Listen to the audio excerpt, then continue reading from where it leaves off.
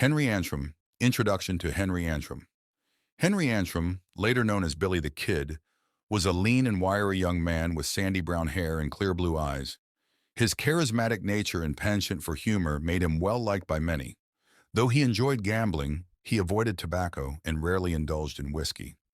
He loved to sing and dance, talents inherited from his mother, and he spoke fluent Spanish, which allowed him to charm ladies on the dance floor in two languages.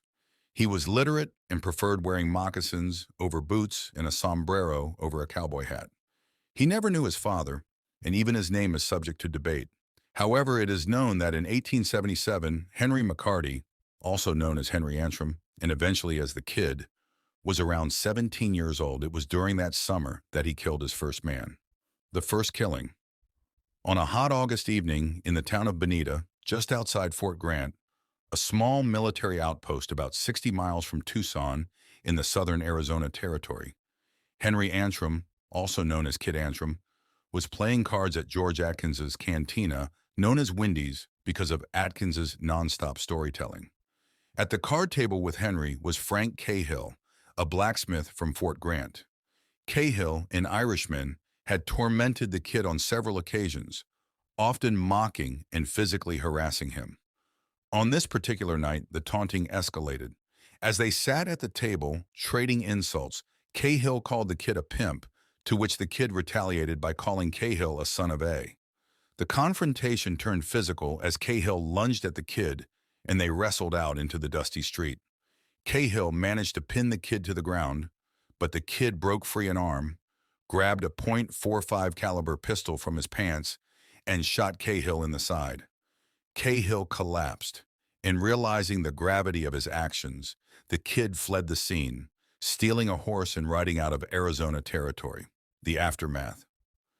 Cahill, fatally wounded, lingered for several agonizing hours. During this time, he dictated his last will and testament, stating his birthplace as Galway, Ireland, and that he died in Arizona Territory, killed by a young man named Henry Antrum. Following Cahill's death, a coroner's jury of 6 men declared the death criminal and unjustifiable, finding Henry Antrum, alias Kid Antrum, guilty. This incident marked a turning point, and Henry Antrum never returned to Arizona. By the time he reappeared in New Mexico, he had adopted the name William H. Bonney, later shortened to Billy the Kid. Background and context: Act 1 takes place against the backdrop of the New York City draft riots during the summer of 1863, amidst the American Civil War. As riots engulfed Manhattan, mobs torched homes and businesses and perpetrated violence against African Americans, whom they blamed for their troubles. This unrest was fueled by the recent institution of the first military draft in American history by President Abraham Lincoln, which exempted the wealthy, leaving the burden on the lower classes, including many Irish immigrants. In this chaotic environment, Billy the Kid was around 4 years old and might have witnessed these events. The prevailing theory is that Billy was born in 1859 in the slums of New York, possibly in the crime-ridden Five Points district. His mother, Catherine, an Irish refugee, likely settled in Lower Manhattan. History records her last name as McCarty, but she told a census taker in Indianapolis that it came from her husband, Michael McCarty, also an Irish immigrant who allegedly died in the Civil War. If true, her maiden name remains unknown. This background provides a glimpse into the early life and the harsh realities that shaped Billy the Kid's character and eventual infamy. Between 1863 and the end of the war in 1865, Catherine fled New York and surfaced in Indianapolis with her 2 sons, Henry and Joseph. Henry was small and slight, while Joseph was larger, leading many to assume Joseph was the elder, though this was uncertain. In Indianapolis, Catherine met William Antrum, who, despite being 13 years her junior, became close to her, and they developed a relationship. By 1870, this informal family had relocated to Wichita, Kansas, a burgeoning frontier town that appeared to rise from the Kansas prairie like a sprouting wheat stalk. William acquired land outside the town to farm, while Catherine and her sons resided in town, where she started a laundry business that quickly earned the community's respect. The inaugural issue of the Wichita Tribune on March 15, 1871, listed her city laundry among the town's businesses, praising it as a commendable place to get linens cleaned. With the arrival of the first herds of Texas cattle driven north along the Chisholm Trail, Wichita transformed into a booming town. The population surged, new buildings sprang up rapidly, and activity increased as Texas cowboys sought entertainment after weeks on the trail. With 15,000 to 20,000 cattle passing through Wichita weekly in the spring and summer, flies swarmed beyond counting. During this bustling period, Catherine decided that the lively city center was not suitable for her young boys. They moved to a cabin William built on a plot of land several miles outside of town. Catherine and William were frequent land investors, buying and selling plots during their time in Wichita. However, living outside the town's chaos posed challenges.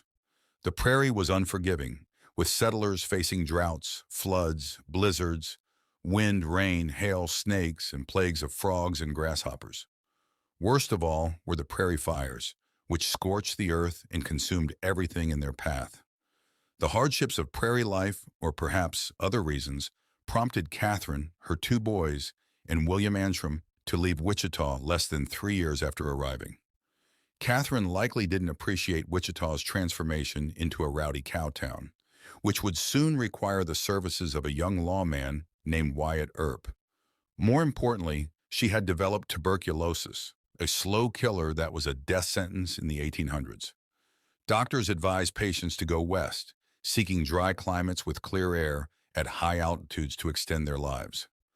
Following this advice, Catherine left Wichita with her two sons and William Antrum, disappearing from records for 2 years.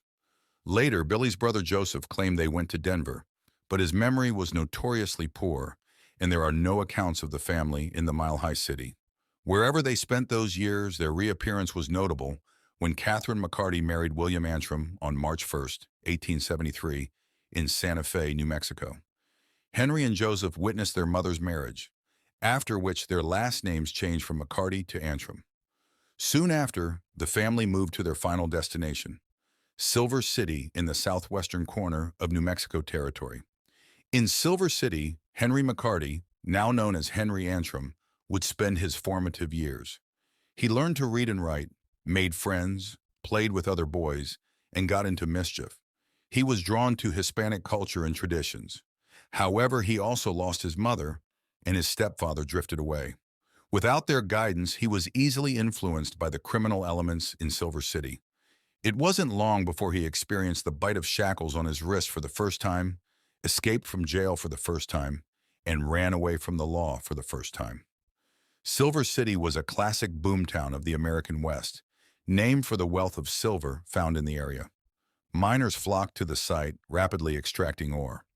By the time the Antrum family arrived in the summer of 1873, Silver City had erupted along the banks of a creek that ran through the center of town.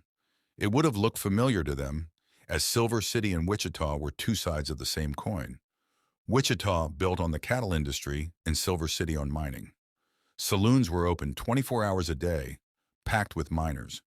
Unlike many boomtowns, Silver City had staying power, with businesses lining the dusty streets. William Antrum worked odd jobs, including carpentry and butchering, while learning the mining business. The Antrums moved into a cabin on the corner of Main and Broadway. Catherine resumed some of her old labors, running an informal laundry service and baking cakes for sale. During her last year, Catherine made an impression on Silver City as a lively woman who loved to sing and dance, passing these talents to her son Henry. Henry and Joseph made friends with local boys, running the streets when not doing chores or attending Silver City's first public school. Henry was a natural student, known as an avid reader of books, including dime novels in the Police Gazette. He was ambidextrous, able to write with both hands, a skill that would later extend to shooting. Henry's routine of school, chores, and play didn't last long. His mother's health was failing due to the tuberculosis. Despite efforts to delay its effects, including an extended stay at a hot springs hotel, nothing worked. By the summer of 1874, just over a year after their arrival in Silver City, Catherine was bedridden and dying. There was nothing anyone could do but wait. To make matters worse, their stepfather William spent more time at his mining claims, determined to strike it rich. On Wednesday, September 14th, 1874, Catherine died in her bed at 45 years old. Henry, Joseph, and a neighbor, Clara Trill, were present. William Antrum was not. Henry's life took a slow downward spiral after Catherine's death. Instead of succumbing to depression, he gradually fell under the influence of petty criminals. Henry moved in with the Trell family, who were pillars of the community. Their son, Shoney, was a good friend, and Clara had been a friend to Catherine. Henry worked in the Trells' hotel in exchange for room and board, while his brother Joe lived with Joseph Dyer, a saloon owner, and worked as an errand boy. As the winter of 1874 passed into spring 1875, Henry, then about 15 or 16 years old, began to have problems. He was becoming an independent young man. In the summer of 1875, for reasons unknown, he was forced to move out of the Trell home and moved in with a Mrs. Brown, likely the wife of a local bartender. Henry worked in a butcher shop, attended school, and spent time at the Orleans Club learning to play poker. He was bright and alert, with a notable physical trait of dancing eyes that were always shifting and roving, much like his rebellious nature. This trait was noted by Harvey Whitehill, the newly elected sheriff of Silver City. The previous sheriff, Charles McIntosh, had disappeared, possibly fleeing to Mexico after stealing up to $3,000 from the county. In the spring of 1875, voters elected Harvey Whitehill to replace him. By summer, Henry's life had deteriorated, leading him to move into Mrs. Brown's home. Also boarding at Mrs. Brown's was a stonemason named George Schaefer, who wore a sombrero and loved to drink and steal. Henry quickly fell under the spell of this hard-drinking thief. In early September, George Schaefer, nicknamed Sombrero Jack, broke into the home of a Chinese laundry owner and stole about $200 worth of goods, including clothing, guns, and blankets. He hid the loot outside of town and offered Henry a cut of the profits if he would smuggle some of the stolen goods into town. Henry agreed and naively kept the stolen items in his room, where Mrs. Brown promptly found them. Mrs. Brown informed Sheriff Harvey Whitehill, who then arrested Henry. This was the second time the sheriff had arrested the young man. Earlier that summer, Henry had stolen several pounds of butter and sold them to local merchants. Though his guilt was established, he seemed genuinely apologetic, and Sheriff Whitehill let him go with a promise to stay on his best behavior. Henry kept his promise for a few weeks until Sombrero Jack's latest theft. Caught red-handed again, Henry was taken to the town jail by Sheriff Whitehill. The sheriff intended only to scare Henry into staying out of trouble, but Henry didn't know that. All he knew was that the next court session in Silver City wasn't until mid-December, and he wasn't going to sit in jail that long. After a couple of days, Henry complained that he needed exercise. Sheriff Whitehill and his jailer let Henry out of his cell to walk up and down the corridor, then left the jail and locked the doors behind them. When they returned, Henry was gone. Unable to escape by using the door, the two men were baffled until a man on a ridge behind the jail said he saw someone crawl out of the chimney and run away. Sheriff Whitehill inspected the chimney and found handprints and footprints smeared in the soot. Henry, small and skinny, had squeezed up the chimney and scaled down the outside to freedom. After his jailbreak, Henry fled to Arizona. Accounts of his escape vary, with some saying the Trell family sheltered him and others claiming Mrs. Brown did. Regardless of who helped him, Henry became a criminal on the run for the first time and headed for Arizona. No one knows exactly where Henry first stopped in Arizona, but it was likely the small mining town of Clifton, where his stepfather William was prospecting. Sheriff Whitehill believed Henry found his stepfather, who refused to help him. Alone, homeless, and penniless, Henry virtually disappeared from the record for about 2 years, drifting through the American West. He likely took any work he could find. One account suggests he briefly worked at Henry Hooker's Sierra Bonita Ranch, but was too small and slender for the physical labor. If true, this was before Hooker became an ally of Wyatt Earp and Doc Holliday.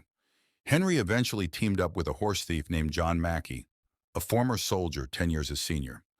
They stole horses from the Army, targeting soldiers who left their horses tied outside saloons and dance halls. Though caught numerous times, Henry often escaped custody, proving a better escape artist than a thief. His final jailbreak in Arizona put him on a collision course with Frank Cahill. While locked in the guardhouse at Fort Grant, an officer requested shackles for Henry, which were made by Frank Cahill. Cahill delighted in tormenting Henry, taking pleasure in slamming leg irons around his ankles. But Henry, now known as Kid Antrum, escaped the guardhouse shackled and all. Despite his troubles, Henry stayed in familiar areas, leading him to George Atkins's cantina on August 17, 1877. There he clashed with Cahill, who verbally abused him. This time, Henry retaliated. Cahill, thick and burly, pinned Henry to the ground and was about to pummel him when Henry shot Cahill in the side. Cahill collapsed, and Henry fled, stealing a horse and leaving Arizona territory the next day. Cahill used his final words to identify his killer, Henry Antrum, alias Kid.